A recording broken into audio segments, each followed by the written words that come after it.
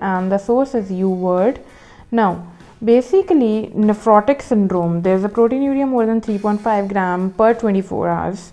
It would lead to glomerular injury, which would increase the glomerular permeability, which would hence lead to the proteinuria. Now, proteinuria would lead to n number of sequences, So, a proteinuria would lead to hyperproteinemia. When the proteins are less in the blood, it would lead to increased liver synthesis of proteins and lipids. Because in blood there are less proteins, as you know that liver has a synthetic function, so liver will start producing more and more protein and lipids in order to meet the body demands. So in this way there would be hyperlipidemia. Now, once there is a decreased protein in the blood, so the oncotic pressure would also decrease. The oncotic pressure decrease, we all know that the oncotic pressure is maintained by the proteins, and when the proteins in the blood are low, so oncotic pressure would decrease. It would lead to edema. As you've seen, there would be, there would have been many patients in the OPD presenting with the edema. So this is why the edema happens. Now, oncotic pressure decreases, plus it also leads to the hypovolemia. The volume also decreases, which in turn leads to increased aldosterone levels, increased ADH secretion, which would in turn lead to sodium and water retention. Plus hypovolemia would also lead to decreased blood flow to the kidneys, and that would hence lead to the increased renin and activate the RAS system and lead to the vasoconstriction. Vasoconstriction would further increase the hydrostatic pressure. This increased hydrostatic pressure would in turn lead to edema, more and more edema. And this sodium and water reabsorption, which I have already told you, to increase aldosterone and ADH, which it would lead to edema as well. So there are many factors leading to the edema. First is the decreased oncotic pressure, second is the increased hydrostatic pressure, and the third is the sodium and the water retention. Now, the increased hepatic lipoprotein synthesis, as I've already told you, that is synthetic function of the liver, so it would compensate by increasing more and more lipid production. So the serum cholesterol and the triglyceride levels will shoot up. And it would lead to accelerated arteriosclerosis. This is a key word basically, because nephrotic syndrome leads to compensated increase in the lipids, so cholesterol and the triglyceride levels will increase whenever a patient gets his or her lipid profile done, so there would be accelerated arteriosclerosis. Now, I have written an additional note which is really important, because a normal creatinine level does not rule out nephrotic syndrome. Supposingly you get a KFT done, kidney function test done, and your serum creat is normal, that does not rule out the nephrotic syndrome. This is important. Now, another point I have added this sticky note is patients with nephrotic syndrome are hypercoagulable. Why the patients with nephrotic syndrome are having the hypercoagulability? Due to the loss of antithrombin 3, protein C, and protein S. Basically, there is a loss of major proteins in urine. That's why it leads to hypercoagulability. Because these three proteins check the hypercoagulable state of the blood and keep it in control. They don't let the coagulable factors act in superadded function, so they counteract the basically the 2, 7, 9, 10 and other coagulation factors. But when these are secreted in urine, so these lead to hypercoagulable state. Now, another important point is that hypercoagulability tends to affect the veins more than the arteries. This is really important. Why? I'll tell you in next slide. Basically, more the hypercoagulability, the more the renal vein damage is there. Arteriosclerosis and hypercoagulability put the patient at the increased risk of what? They may ask you. It may increase the risk of stroke and MI. Now, another point I want to tell you is that aggressive treatment with statins and other medications to lower the cholesterol is indicated in nephrotic syndrome. Now, in the next slide, I am going to explain you an important point. Basically, I in the previous slide, I had told you that basically the hypercoagulability affects the renal vein. Now, I'll tell you the clinical correlation. Now, supposingly a patient comes with sudden abdominal pain or flank pain and hematuria, and there is a right-sided varicocele. So it would suggest the right vein, renal vein thrombosis. Now it is a well-known complication of nephrotic syndrome. So renal vein thrombosis is a very known complication of nephrotic syndrome, renal vein thrombosis. Now basically it is due to the result of the renal infarction. Now another important point I want to tell you is that there is a general increase in the liver synthetic function. This I have already told you in the previous slide, in an effort to make more albumin, because there is albumin loss in nephrotic syndrome. Now the next slide is about nephrotic syndrome only, so this I have added as a sticky note. Now let me explain you this thing. Anemia in case of nephrotic syndrome is more likely due to erythropoietin and iron deficiency. So you should know why there is anemia in case of nephrotic syndrome, because there is erythropoietin and iron deficiency. Now the patients with nephrotic syndrome can lose vitamin D. This is really important. They can also lose vitamin D in urine. So there is a compensatory increase in the PTH levels in case of nephrotic syndrome. Now these are the very high yield points that you should know. This is the way you should be, reading and annotating your first aid. Monoclonal gammopathy can lead to amyloidosis, which can be a cause of the nephrotic syndrome. This is also important point. Now coming on to the renal vein thrombosis, which I had discussed with you earlier, is the most common manifestation of the coagulopathy. So as I've already told you that renal vein thrombosis is really common, but coagulopathy is less common in adults, but it is more severe in children.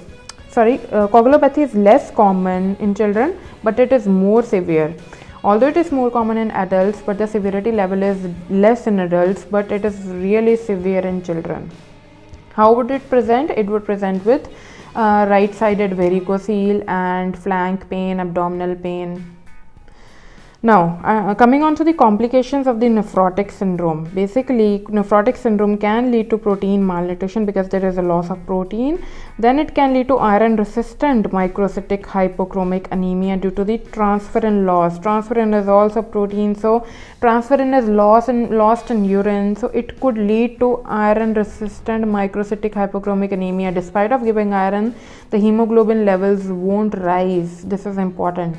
Now, vitamin D deficiency due to increased urinary excretion of the cholecalciferol binding protein. This is you should know that why there is a vitamin D deficiency, because there is a increased excretion of urinary excretion of cholecalciferol binding protein. Now, next is decreased thyroxine level due to the loss of thyroxine binding globulin. All the basically binding globulins or binding proteins are lost, so their consequently levels of the other hormones are decreased due to that. Now fifth point is increased susceptibility to infection. Why the patients with nephrotic syndrome have increased susceptibility to infections? This is because due to the loss of the immunoglobulins in the urine and soft tissue compromised by edema. First of all, the patient is having severe edema.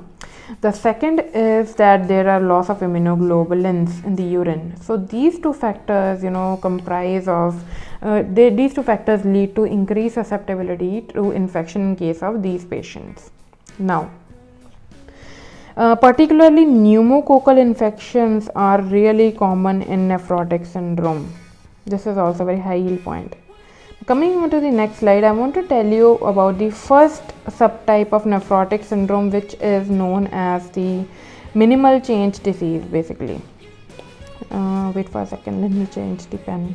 Yeah, minimal change disease. I guess most of you might be knowing that it is most common in children, and what you guys don't know is that the median age is 2 to 3 years. 85% of the cases occur before 10 years of age.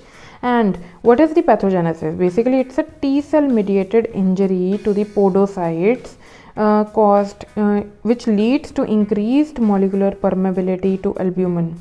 So T cells lead to the podocyte damage lead to the increased permeability to albumin, which is a large size protein, and it is excreted in urine. This is how it happens. Now, what are the clinical features? It leads to edema, it leads to fatigue, basically abdominal pain from rapid fluid accumulation. Abdominal pain is there because there is a rapid fluid accumulation. There is no hematuria. You must remember that there is no hematuria in minimal change disease. Now, how can you diagnose it? Basically, whenever you get a urine profile done, it would be depicting proteinuria, then there would be hypoalbuminuria, and on renal biopsy without microscopic changes, basically renal biopsy can diagnose it, but for renal biopsy, I'll tell you a particular point which you have to remember. Basically, this is a subtype of nephrotic syndrome which has excellent response to steroids. Now, what are the primary triggers basically for this minimal change disease? First is insect bite, next is immunization. For example, if a child had recent immunization, so it can lead to minimal change disease because there is a cytokine mediated damage to the podocytes. Third is the infection. Fourth is the immune stimulus, any immune stimulus. These are the causes of the primary minimal change disease. The secondary minimal change disease, you have to remember one disease which is Hodgkin lymphoma. Hodgkin lymphoma, basically there is a T cell cytokine release from the Reed-Sternberg cells. I'll tell you in the next slide. Now, the edema may be periorbital in the morning but may become more pronounced in the legs and the genitals later in the day. And the empiric steroid treatment should be started. Basically, the key point is that there should be empiric steroid treatment whenever there is a high index of suspicion. So, renal biopsy is only indicated in children more than 10 years. This is what I was telling you about the renal biopsy. Or when there is a nephrotic syndrome which is unresponsive to steroids, then only you have to do a renal biopsy in a child. Now, next, coming on to the next subtype, I've written this from Pathoma also. So, there are few points from UWord and there are few points from Pathoma as well. So, minimal change disease is associated with Hodgkin lymphoma, as I've already told you. In Hodgkin lymphoma, there is a massive production of the cytokines by the Reed-Sternberg cells. Now, this is the diagram that I drew. Basically, this is the basement membrane. Now, these are the podocytes which I have depicted, which are also known as the foot processes. These are the endothelial cells which line the basement membrane. Now, what I have written is that lipid may be seen in the PCT cells. This is important in case of minimal change disease. By minimal change, the name only depicts that the electron microscopy changes are very minimal.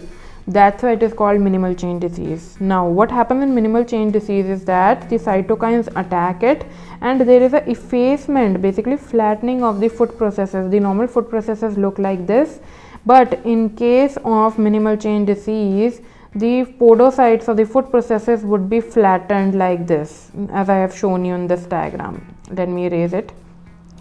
Now, there is a selective proteinuria. By selective proteinuria, what do I mean is that albumin is lost, not the immunoglobulins in case of minimal change disease.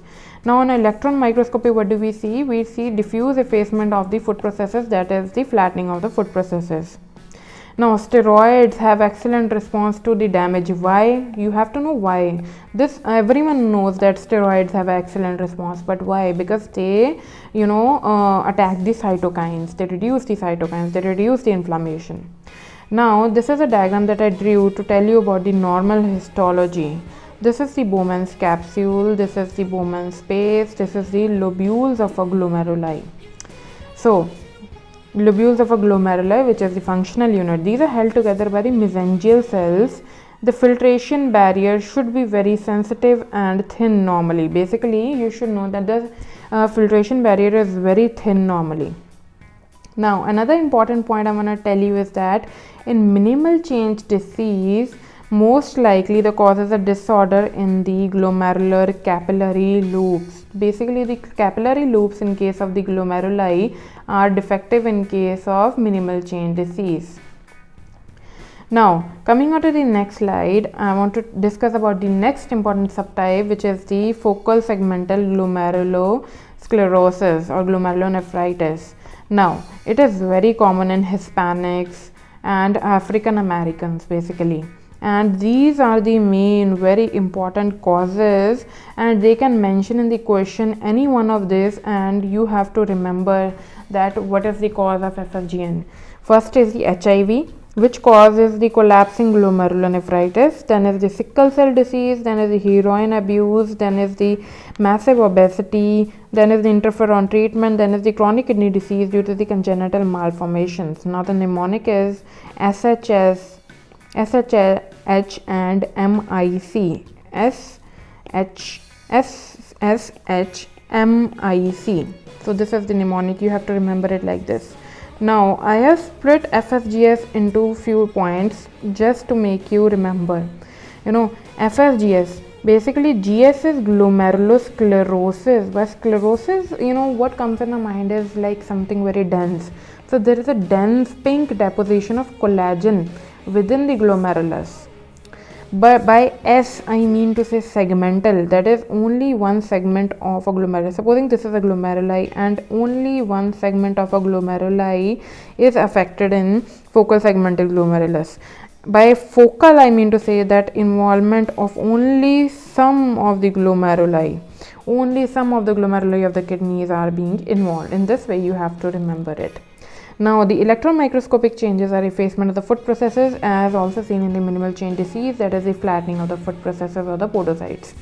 On the light microscopy, we see focal and the segmental sclerosis, that I have already told you. Few of the glomeruli of the kidney, a segment of the glomerulus of the kidney, dense pink deposits, and Hai-Lin, Hai-Linosis, that is the deposition of the Hai-Lin.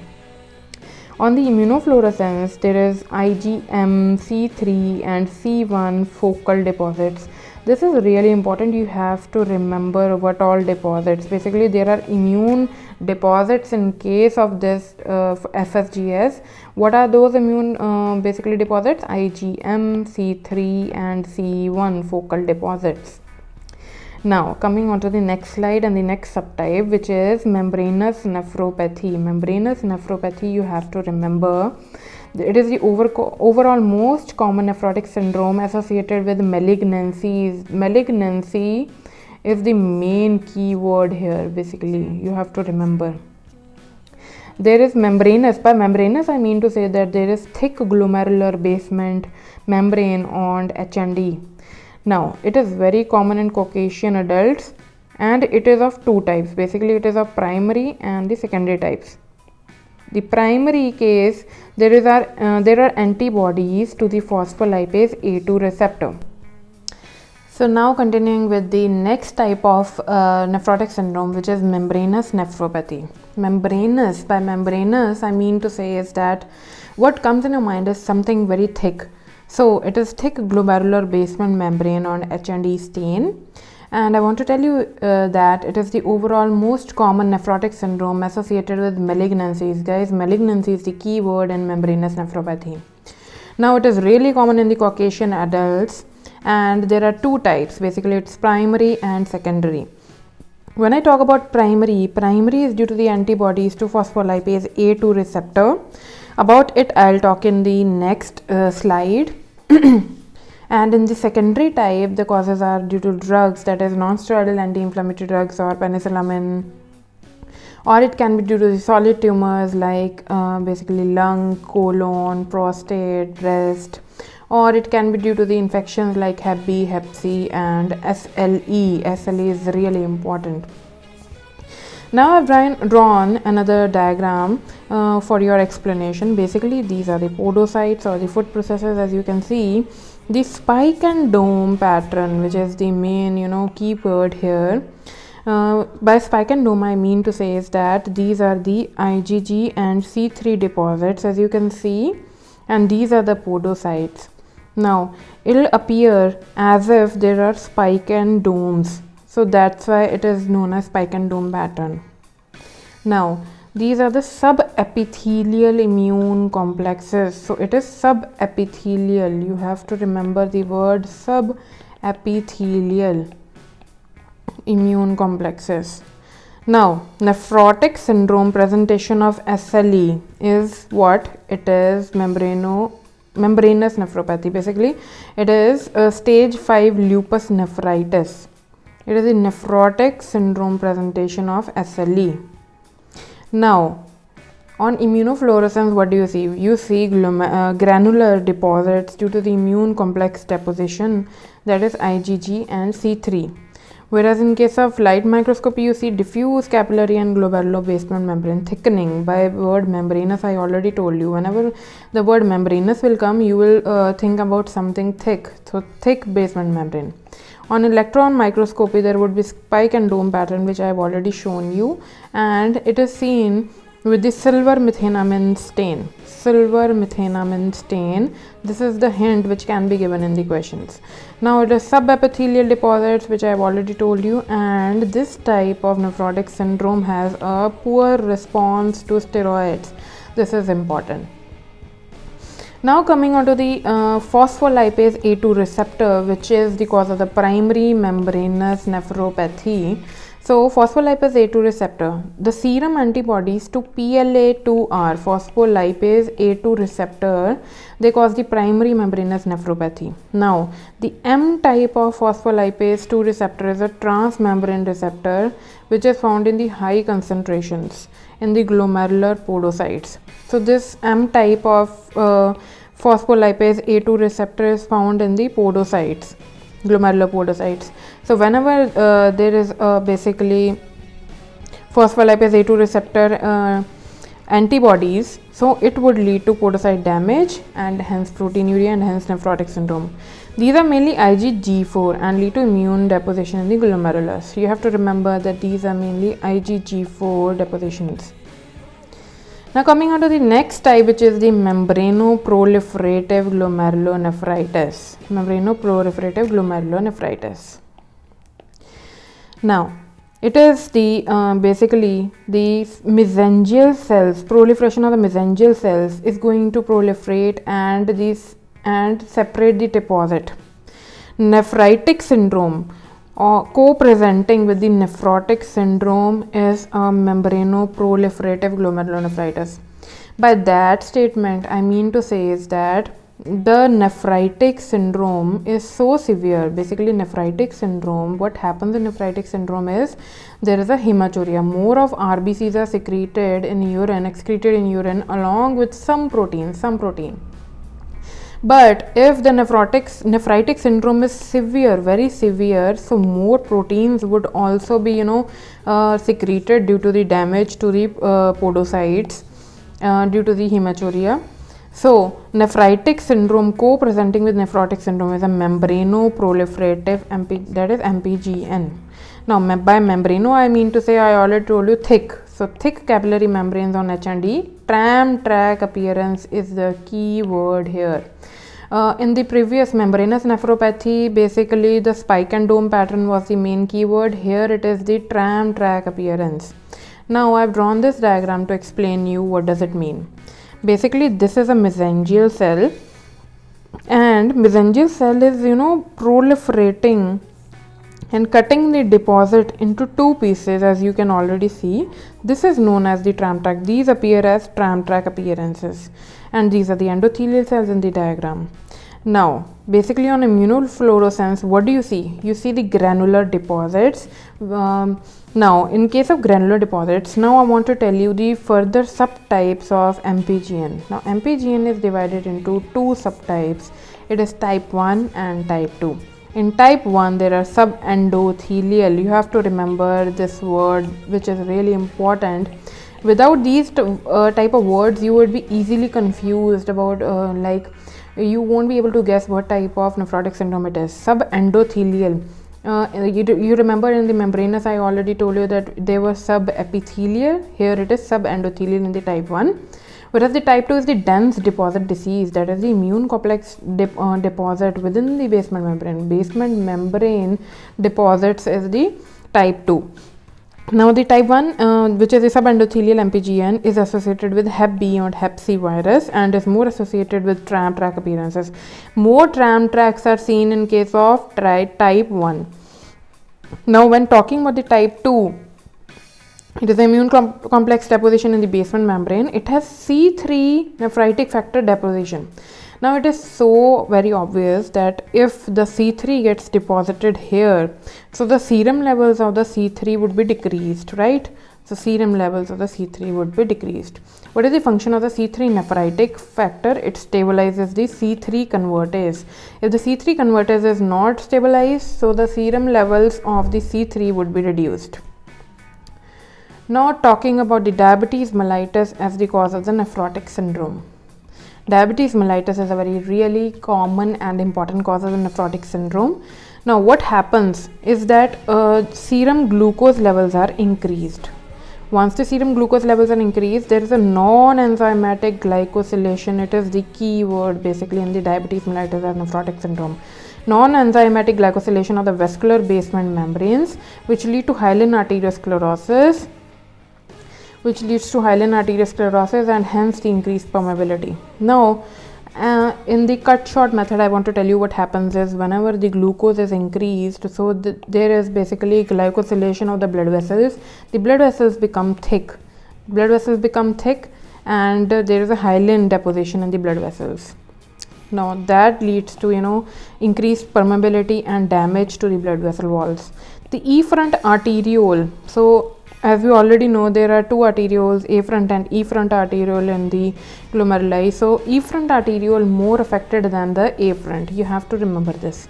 Efferent is affected more than the afferent arteriole. This I have already written, which leads to high GFR. The GFR would first increase in case of diabetic nephrotic syndrome. Now what happens is, let me show you in the diagram. Basically, hence first the GFR increases. I have already told you the series of events why it increases. So when it increases, there is increased albuminuria, which lead to microalbuminuria, and hence the nephrotic syndrome. Now this is a diagram showing the Hai-Lin arteriosclerosis of the efferent arteriole. Now angiotensin 2 will block this efferent. Angiotensin 2 will act on the efferent. Now there is a sclerosis of the mesengium of the glomerulus, which lead to the nephrotic syndrome. There is a keyword in the diabetes mellitus which is known as the Kimmelston-Wilson nodule, which are known as Kimmel-Steele-Wilson nodules. What are these? You have to remember their definition. Eosinophilic nodular glomerulosclerosis. Basically nodular eosinophilic glomerulosclerosis. In the further slides, I'll show you that picture basically. Now first I want to tell you is that what is the cause of the albuminuria and the diabetic nephropathy. Basically in the diabetes mellitus, the heparinase, let me select the highlighter. The heparinase expression by the kidneys increased, which lead to the progressive loss of the negative charges and hence the albuminuria. Now, what are the light microscopy, findings of the diabetic nephropathy? Now, besides the characteristic Kimmelston-Wilson nodules, the poorly controlled diabetes mellitus and hypertension cause the Hai-Lin arteriosclerosis, which I already told you that Hai-Lin arteriosclerosis occurs. It appears as homogeneous deposition of the eosinophilic Hai-Lin glassy material. Eosinophilic Hai-Lin glassy material, which I already told you, pink Hai-Lin glassy material in the intima and media of the small arteries and the arterioles.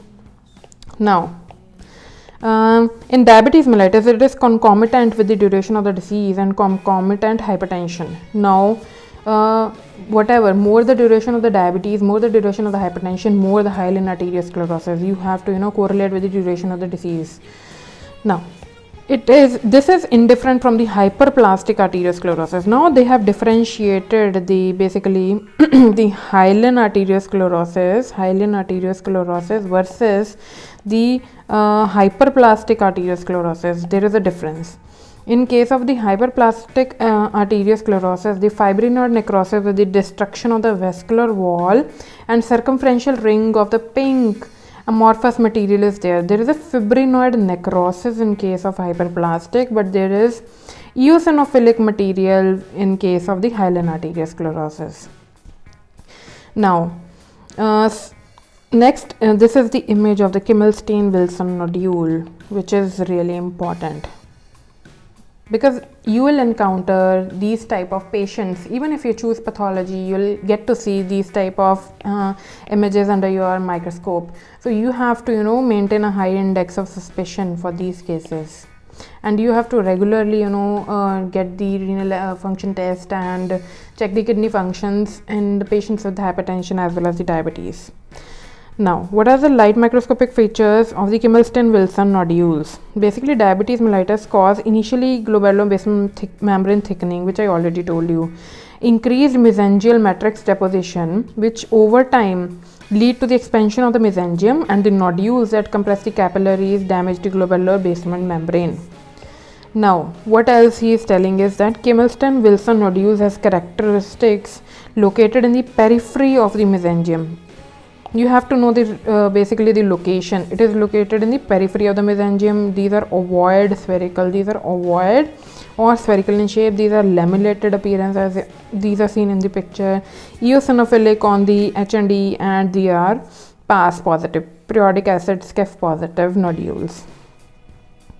Now in the next slide, I am going to show you the last cause of the nephrotic syndrome, which can be due to the systemic amyloidosis. Basically, kidney is the most common organ involved in case of the amyloidosis.